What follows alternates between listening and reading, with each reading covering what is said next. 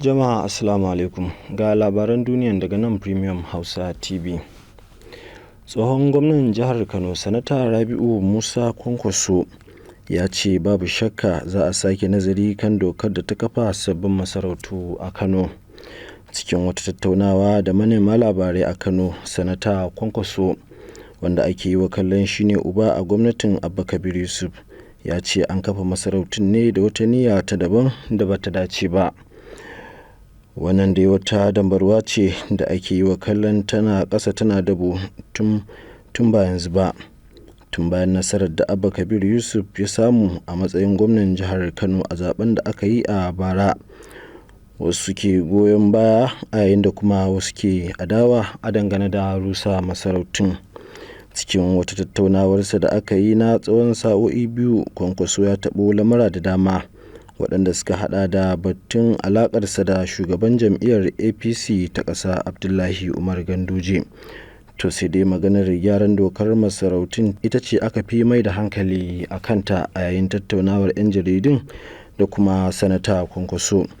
Idan za a iya tunawa dai, a watan Maris na shekarar 2020 ne gwamnan jihar Kano na wancan lokacin ta bakin sakataren gwamnati Alhaji Usman Alhaji ta sanar da cire sarkin Kano Muhammadu Sunusi na biyu daga kujerar mulki.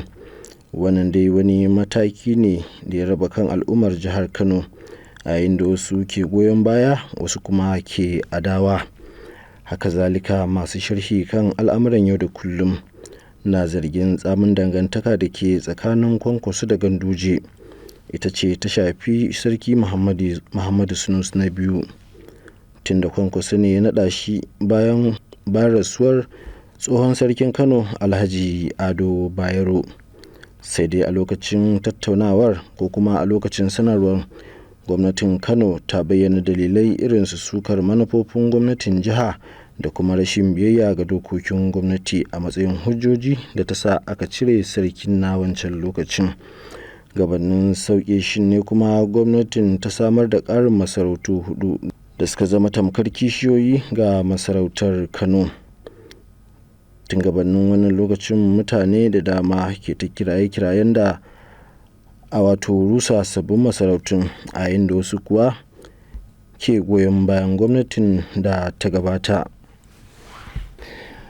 Rundunar 'yan sandan Najeriya a jihar Kaduna ta bayyana cewa ta kubutar da wani mutum da aka yi garkuwa da shi daga birnin tarayya Abuja zuwa Kaduna. Cikin wata sanarwa da rundunar ta fitar, ta ce ta kubutar da mutumin wanda aka yi garkuwa da shi a ranar Laraba da maraice daga birnin tarayya Abuja. Rundunar ta ce a ranar 18 ga watan da muke ciki ta karbi wani korafi a ofishinta da ke da Abuja kan sace wani mutumi da ake kyautata zaton masu garkuwa da mutane ne suka yi, inda daga nan ne rundunar ta tsunduma aikin bincike tare da ganin cewa an lalubo waɗannan 'yan bindiga. Sanarwar ta kuma ce da misalin karfe 1 na rana ne jami'anta suka tsare wata mota kirar Toyota mai launin ruwan toka, inda aka yi zargin cewa 'yan fashin daji ne masu garkuwa da mutane a ciki, al'amarin da ya kai ga musayan wuta tsakanin waɗanda ke cikin motar da kuma jami'an tsaro. Da zuwa yanzu dai wanda aka kubutar din yana samun kulawar likitoci a asibiti da ke Kaduna. Gwamnan jihar Zamfara da ke arewacin Najeriya, Dauda Lawal, ya sanya hannu kan dokar haramtawa sarakunan gargajiyar jihar bayar da izinin haƙar ma'adanai a dukkanin faɗin jihar. Gwamna Lawal ya kuma sanya hannu kan dokar ne a ranar Alhamis a gidan gwamnati da ke garin Gusau. Cikin wata sanarwa da mai magana da yawun gwamnan jihar Suleiman Bala Idris ya fitar, ya ce gwamnan ya ɗauki wannan mataki ne domin dakatar da abin da ya kira ɗaya daga cikin manyan abubuwa da ke kawo tarnaƙi a yaƙi da 'yan bindiga da ake yi a jihar ta Zamfara. Sanarwar ta kuma ƙara da cewa daga yanzu an soke duka takardun izinin haƙar ma'adanai da aka baiwa ɗaiɗaiku ko kuma kamfanoni ba bisa ƙa'ida ba.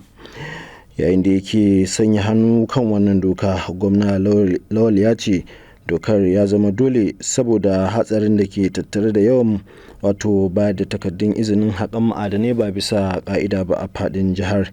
Ya ce gwamnatinsa ta ɗauki wannan mataki ne yayin da aka gano cewa bayar da takardun izinin na ƙara dagula al'amuran tsaro a jihar ta Zamfara. Wani sabon nau'in sauro da ake yi wa lakabi da Steve, wanda ya samo asali daga kudancin Asiya, yana haifar da karuwar masu kamuwa da zazzabin cizon sauro a kasashen Afirka guda 7 da suka hada da Djibouti da Habasha da Kenya, haɗi da Najeriya da kuma Ghana, kamar yadda Hukumar Lafiya ta Duniya WHO ta bayyana.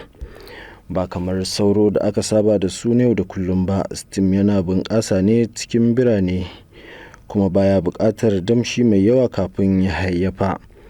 Kafar BBC Hausa ta rawaito cewa wannan nau'in sauro na cizo da rana, yana da juriya ga magungunan kashe ƙwari na yau da kullum da aka saba amfani da shi, kuma yana haifar da ƙalubale daban-daban a ƙoƙari da Hukumar Lafiya ke yi na yaƙi da zazzabin cizon sauro. Wata jami'a na hukumar ta WHO ta ce a yanzu shirye-shirye sun yi nisa na ganin an samar da maganin cizon wannan sauro. Mahaifiyar wani fursuna da aka kashe ta zargi sojin Isra'ila da kashe ɗanta guda a wani rami a Gaza, inda ta bayyana hakan a matsayin wani kisan kai da gangan. Mahaifiyar ta kuma bayyana cewa ba Hamas ce ta kai wannan hari ba, 'yan ta'addan Isra'ila ne suka kashe mata ɗan nata.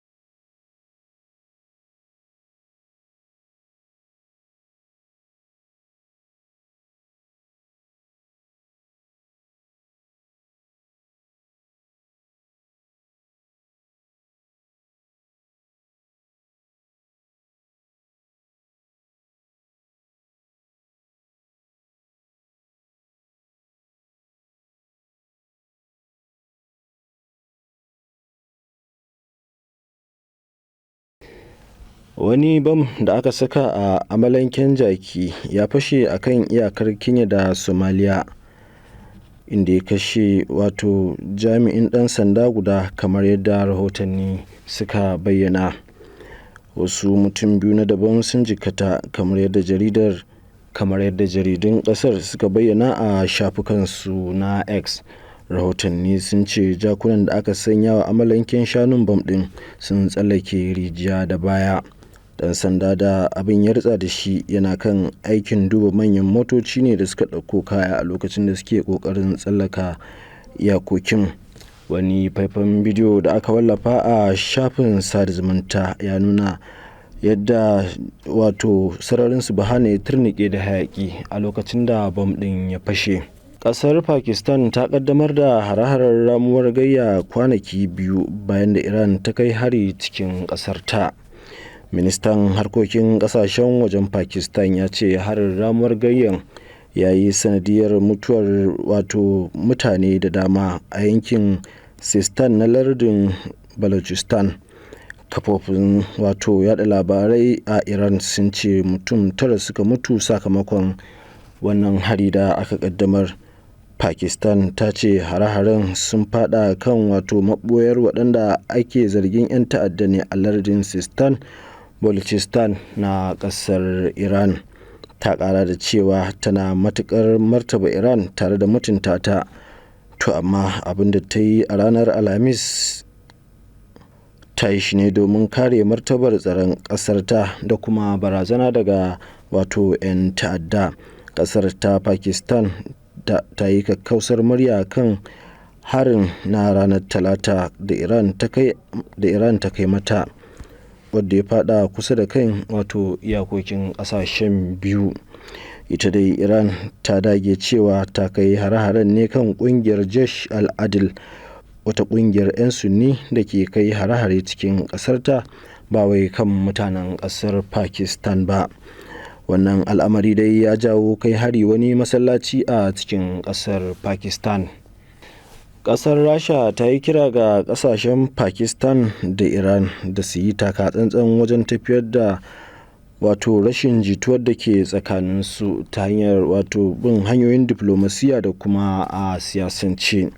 A cikin wata sanarwa da ma'aikatan harkokin wajen Rasha ta fitar, ta ce ta damu da halin da ake ciki na rikicin da ya barke tsakanin ƙasar Iran da kuma makwabciyarta Pakistan.